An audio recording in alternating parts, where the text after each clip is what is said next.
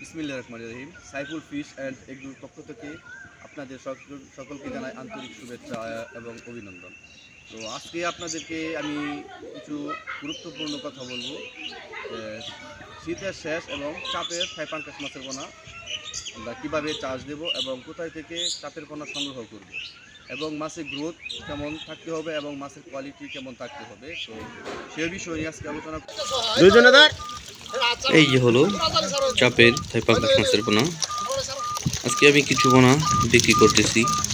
তো মাছের কোয়ালিটি এবং গ্রোথ দেখে আপনারা বুঝতে পারছেন যে চাষের জন্য কী ধরনের মাছ উপযোগী।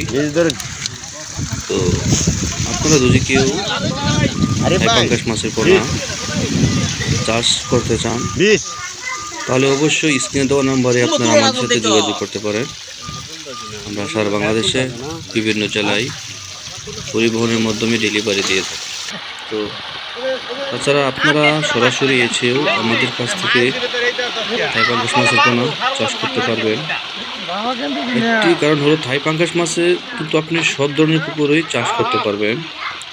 বাড়ির ছোট পুকুরে চাষাবাদ করা ছাড়াও খাবারের জন্য অল্প পরিমাণেও চাষ করতে পারবেন।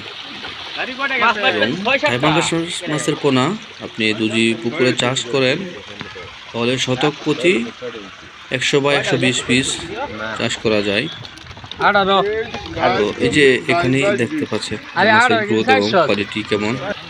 আপনারা যে কোনো স্থান থেকে মাছের পোনা সংগ্রহ করবেন, তো মাছের গ্রোথ এবং কোয়ালিটি দেখেই সংগ্রহ করবেন। কারণ আপনি যদি প্রথমেই ঠকে যান তাহলে কিন্তু পরে বিষয়েও পাবেন না।